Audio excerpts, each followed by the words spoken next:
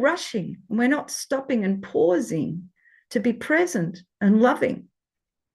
Yeah, it's like we're all in a constant movement, but we're not really going anywhere. It's like sitting in a rocking chair. It's just something to do, but you're not really going anywhere.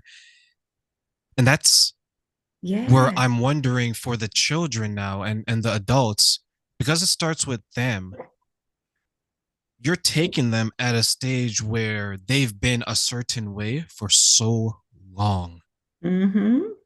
right? And then you have to change that train of thought or that thinking pattern, that habit, the moral compass. You're changing this. And in a lot of Mm-hmm. sense, they're becoming like a new person. Yep. But as you're doing that, what happens to the like what is a child going through in your opinion when they're seeing the transformation of their parent from one way to another, but it's happening in real time to them? What happens for the child? Oh, I'll tell you what happens. I had a couple the other day, and their daughter, I met with their daughter as well, which was lovely. And I'm going to say, most of the time, I don't need to meet the kids. So every single family that comes to me, they're coming to me because their child's got a problem. Their child is the problem in their eyes. That's what they're thinking and believing. And they expect me to be working with the child. And I don't. I start with the parents.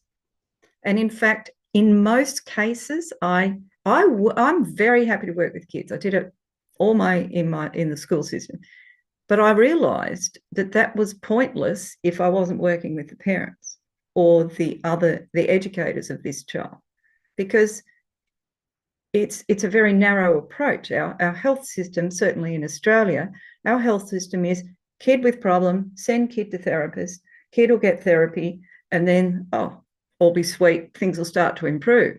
But the parents don't get any support. They don't change. They don't change what they're doing, their thinking patterns, their behavior patterns. So the kid comes home, even if they've got the best therapist on the planet, they come home to the same dynamics, the same pattern. And even though these parents can be the most beautiful, well intentioned, loving parents, they can't see. They've got blind spots. We all have blind spots. They can't see the pattern they're caught up in and how they don't understand that what is going on could actually be increasing further anxiety in their child. So everything can come undone. And I just saw this over and over. Therapy session, all comes undone in minutes. Mum or dad just need to say something that is an old way of speaking before they've learnt what the way I encourage them to speak to their children. They could just say one or two comments, and then the kid's like, and then boom, we're just back. We're back in it. And no one knows, no one realizes. So unless we support the parents, they're the critical part of this.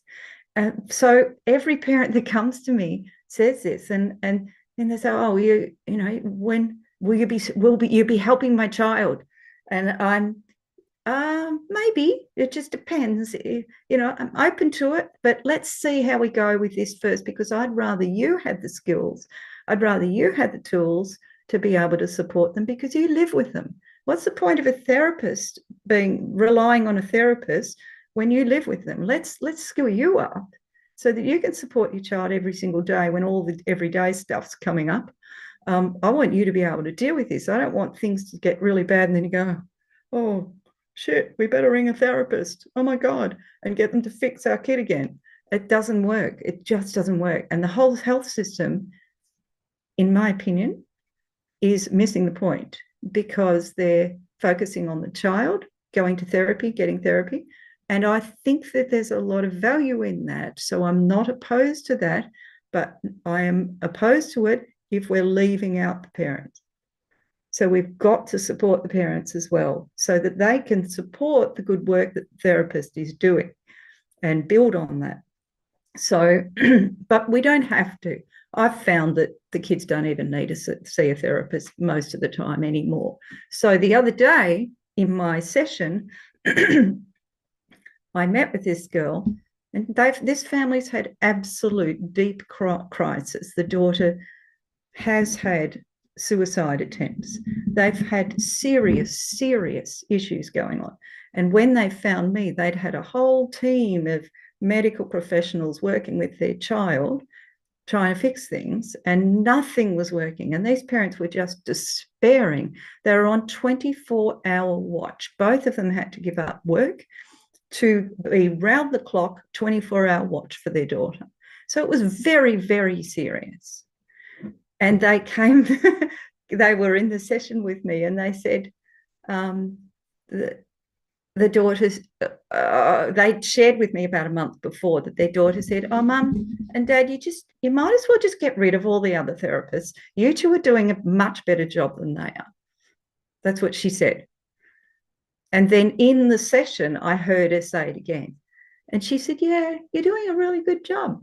Now, this is coming from a teenager who was totally rebellious and was really fighting with the parents, and it was a struggle and didn't want help or anything. But I taught them how, because a lot of parents don't believe they can rebuild their relationship.